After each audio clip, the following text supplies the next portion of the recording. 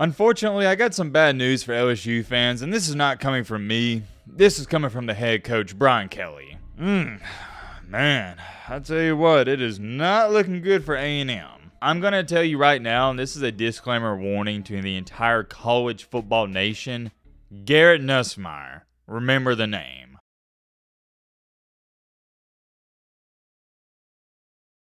Ladies and gentlemen, boys and girls, hope all of you having a great day. Hope all of you having a great week. If not, hope this video can make it a little bit better. Man, oh man, would you look at that. We are officially 9 days away from the college football season, and trust me when I say this, I've been counting down the days. I don't want to sit up here and say this offseason has flown by, but it feels like it wasn't as slow as last year's, at least in my humble opinion. With that being said, to get us throughout the offseason on our channel like we do every single year, we made a ton of documentary videos and you guys seem to enjoy those. However, yesterday we switched things up a little bit and we talked about two of the most interesting teams in all college football, Oklahoma and Tennessee. If you didn't see that video, feel free to check it out. Long story short, we talked about what's been going on with them in their current situation. And I kind of like the idea of talking about some of these teams before season starts, so I figured, hey, why not? Let's do it again. And today we got to talk about two teams that are also really fascinating to me heading into 2024, and that is no other than LSU and Texas A&M, the Aggies. If there's any other teams you want to see me talk about, feel free to leave a comment down below. And also, in your comment, let me know what you think we should talk about, the offense, defense, etc. Keep in mind, when I'm talking about these teams, like for example, yesterday, Tennessee, Oklahoma,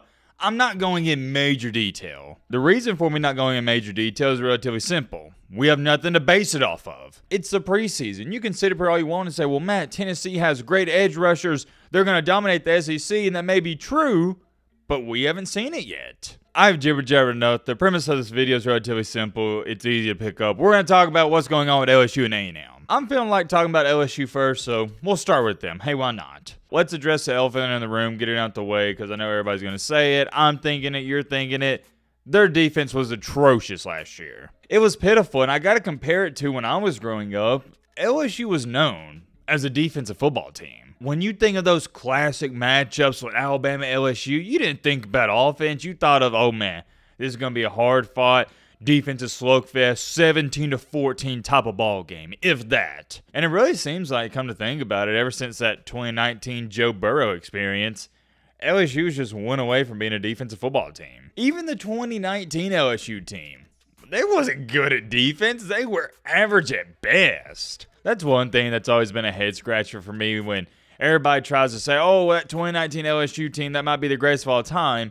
Offensive-wise, yes, or offensively, I shall say.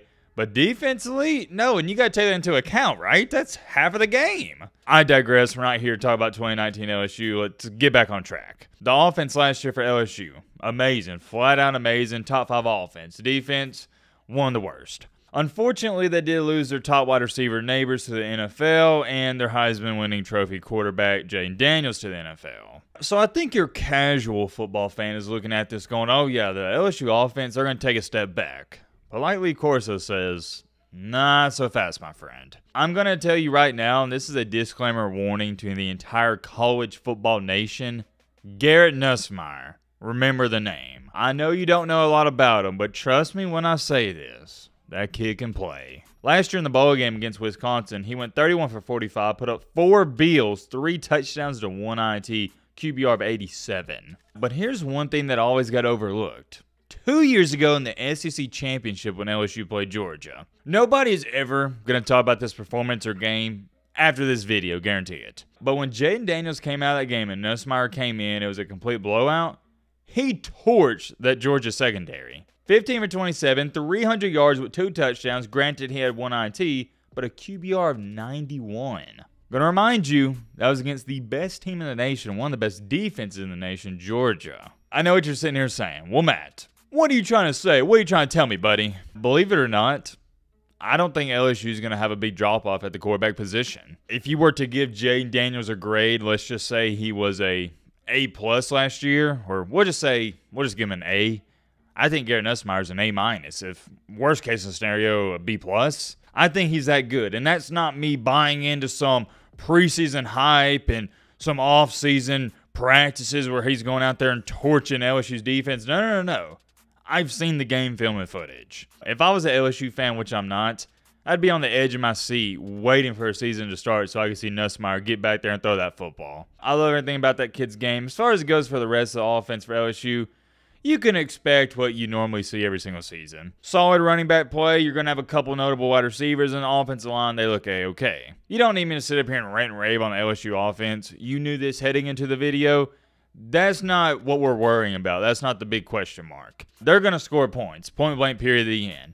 The big question mark and the big red flag is the defense. Unfortunately, I got some bad news for LSU fans, and this is not coming from me. This is coming from the head coach, Brian Kelly. This is referring to the defense. He has stated, quote unquote, "We're still a work in progress when it comes to the finer details. It's about getting lined up about the fundamentals, making sure we're communicating effectively, and that's where we'll continue to drill down." Continuing along, "We don't want to mistake activity for achievement. We really have to get that from our group. We're getting upticks in performance, but as a unit, 11 together, that's the next thing we got to see an improvement in." From what I've heard, seen, and read, the front seven, it's been okay, nothing special. As far as it goes for his secondary, here's what Brian Kelly had to say about that. "I think we've done a pretty good job relative to communication. That was, going in, something we were concerned about, but that's been a piece on my end. We've got a young group. We're trying to get as many reps back there as well. Jordan and Jordan have done a nice job for us, but we want to continue to get the young guys some reps as well. That will be the next stage in the development of the safeties."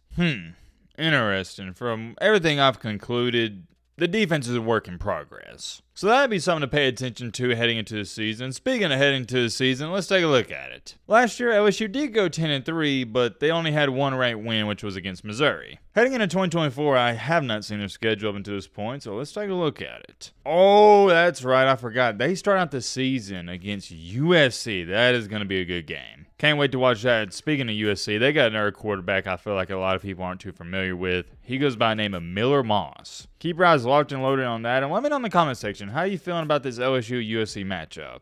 After that, you got Nicholas Cupcake. South Carolina should be a cupcake, but you never know. I'm not going to call South Carolina a cupcake because it is on the road. That may be a tester at 11 a.m. Then they got, what is this out-of-conference scheduling? UCLA? Hey, man, I got to give to LSU. They're scheduling some big boys, unlike a team up north that goes by the name of Little Bro State. You got South Alabama, a top 10 matchup against Ole Miss. That's going to be a great game like it always is. You got Arkansas, A&M, Alabama, Florida, Vandy, Oklahoma. Not the toughest schedule I've seen in the SEC, but that is 1, 2, 3, 4, 5 top 25 matchups. LSU's used to playing a tough schedule. They've been a part of not just the best conference, but the best division in all college football, the SEC West. I don't really know what LSU fans expect out of their team this year, but looking at this schedule, I'd say you got to be pleased if you go 9-3, 10-2. It's solely dependent on their defense. I got their offense scoring 35, 40 points per game. If their defense is good, they might could win out. If they're not good,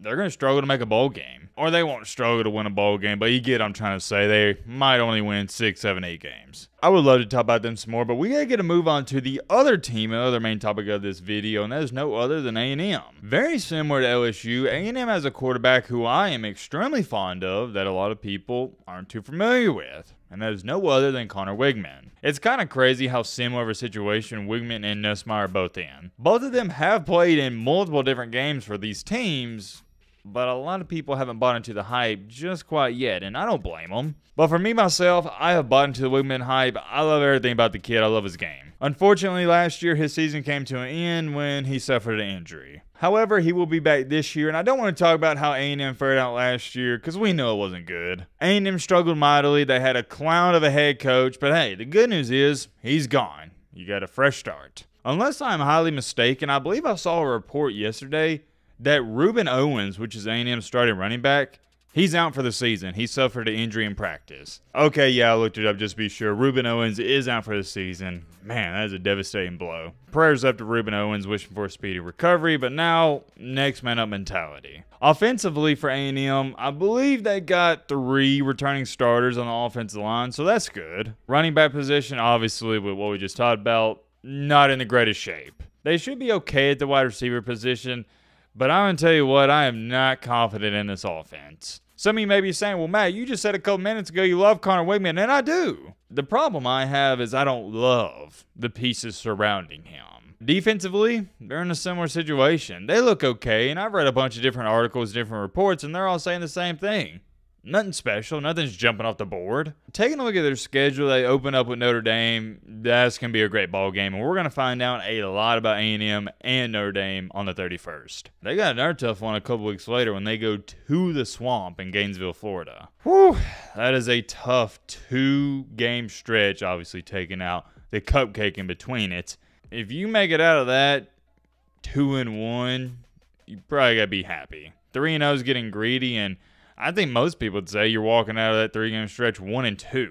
You do get a cupcake after Florida, then you host Arkansas and Missouri, so that's good. That's a pivotal 2-game stretch. You need to win both of those. Go to Mississippi State, got LSU at home, go to South Kakalaki, cupcake. Oh, actually, I don't know if I can call New Mexico State a cupcake because they beat Auburn. Speaking of Auburn, you go to Auburn after that game, and you host Texas. Man, I tell you what, it is not looking good for A&M. You only play 4 ranked teams, which is almost the bare minimum any team's going to play in the SEC.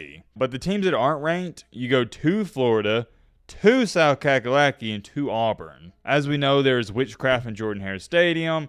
You got to assume the South Carolina one's not going to be a breeze, and going to the Swamp is going to give you fits and troubles. If you were to tell me, Matt, I got A&M winning 6 games, I'd say, yeah, I understand that. I get it. If you want to be super optimistic on this team, and I'm trying to be, I don't even know how you could say, without laughing and kidding yourself, they win 10 games. I don't see that happening, and it's for 2 reasons. Number 1, you're playing stiff competition, and number 2, there's so many uncertainties about this team at the moment. At least with LSU, I know what I'm going to get. Outstanding offense, wishy-washy defense. With LSU, they just lost a quarterback and a couple of notable players. With A&M, they got a whole new coaching staff almost. This video's been long enough. We'll end it off here. Let me know your thoughts down below. But